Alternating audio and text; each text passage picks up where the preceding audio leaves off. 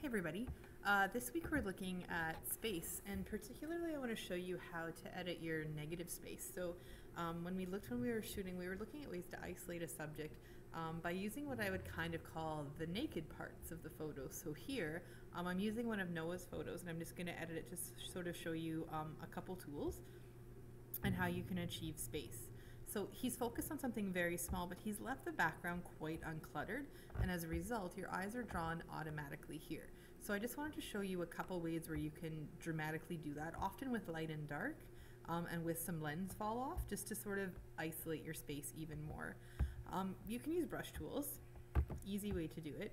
I could lighten or I could darken, so I'll show you what lightening might look like. Again, brush tools, use this.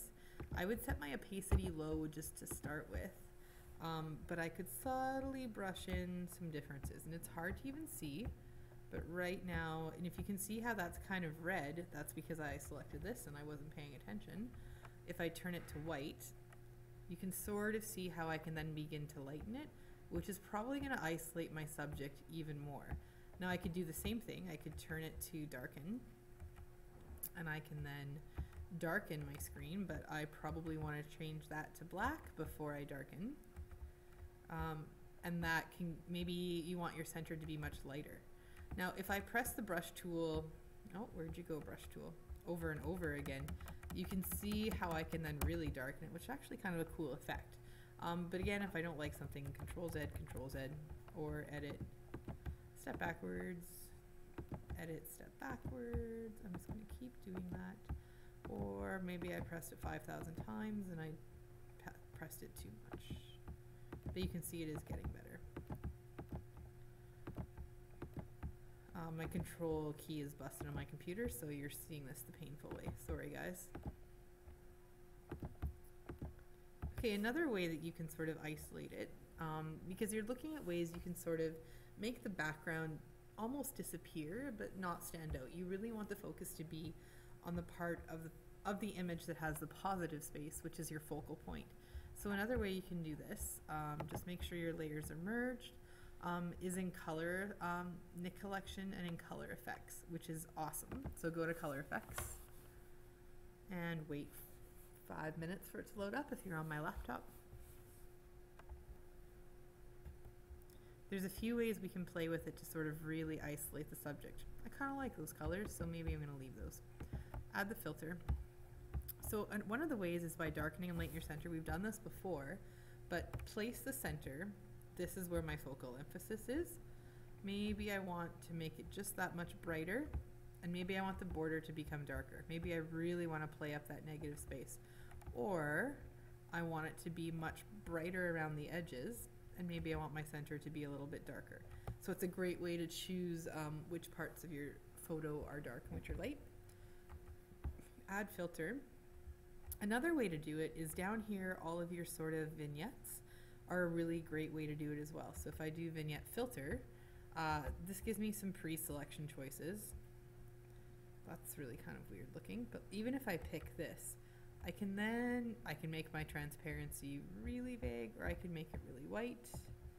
I can change the way my edges are, but that's not going to show because the opacity.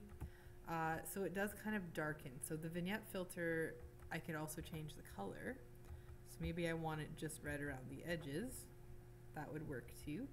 And I can change sort of the overlay. That would totally eliminate it. But I kind of like a slight, I can change how big the center is and how small it is too. Another one I can do is blur, and what this is going to do, it's going to blur everything all around it dramatically. Again, you have to place the center. So then I'm going to say, which blur do I want? Let's say I'm going to do this one. I can pick the type. Do I want a blur that lightens? Do I want just a regular blur? Do I want a really light blur? Let's say this one. I can then change it's hard to see on this one, but you can kind of see the bokeh change a little bit in terms of how size it is. The transition is going to be a bit darker. It's really tough to see on this one, but you can kind of see it change here. Maybe I'm going to move the center somewhere else just so you can see the change on something that's sharp. So now pay attention here and how much that's going to make a difference. So now you can see it sharpen in. But this is quite a blurry background. It might work better on another one, but you're going to place the center that you would like it to be crisp in, and you're going to work around that. Another one is the lens, which I use quite a lot. So you can decide whether you want it to go pale or if you want it to go dark. So let's go a bit paler. You can change it to a rectangle shape, which is going to do an outline of everything. You can change the size from little to bit, and you can also change how bright you want it or how dark you want it. So it's kind of a, and again, you can change the center again right there, and it'll change kind of just how you're, because you're really only working with your outside spaces. So I would like you to sort of play with vignettes. Another way to do it, let's just cancel this, is in your brush tool. If you change it to, I'm just trying to remember because I haven't used this one in a long time. Maybe we should use our blur tool. Okay, so this is your blur tool, which is you're going to put to normal. You're going to make it bigger. And maybe I'll just show you what it looks like here. Can you see how it starts to blur there? Edit, undo. But I can do that. Look what happens when I change it all around. So I can deliberately blur a background. It's like kind of using aperture after the fact. Maybe I'll see if I have a better photo to show that on that I've been playing with. Okay, here, let's use this one. I'm just gonna merge my layers just so flatten. Merge down and flatten do pretty much the same thing. But let's say I want everything to be blurry except for this leaf. I would use my blur tool. So you're playing with this command over here. Make that however big you want. If you want to really see it, you're going to crank up your strength. And now you start to see stuff disappear. No, you don't. It's not working. Let's go to normal. Let's go to blur. Let's go to this guy. Why are you working? It's got some weirdness. Oh, because my layer is locked. This isn't really helping you. All of these things that you have to forget. Oh, I must have locked that before because my computer's glitching out on me. But you kind of saw it. So here, oh, that's like a monstrous blur. Kind of make it, why are all my computer's like malfunctioning, it's going crazy, so I'm going to open up another picture. Let's do this one.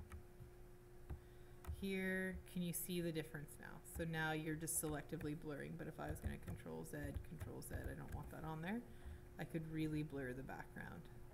Or if I could find an image that's all in focus, it would be good. Maybe I'll use Chantel here. I can blur everything, that's a better way to show it. I can blur everything around her so that she stands out. It's kind of, yeah, it's using aperture without actually using aperture. And you can change the size and go up and down. So really all you need to do today is just sort of play with your negative space. You want to find a way to make your subject, so in this case it would be Chantel, really stand out, whereas the background kind of fades away. So again, you're going to be a neck, you're going to go color. The ones I think that would use, that would be the most effective for you are dark and light and center. Remember to place the center. And then you can play with all of the vignettes down here, and that would be a good place. Or in your brush tool, which is right here, you can darken or you can lighten or you could make it a certain color. You can play with these lights too. It's just kind of a different way of doing lights. Or you go down here to your blur tool and you can blur around. So I hope that gives you enough to play with today. Happy editing. Looking forward to what you post.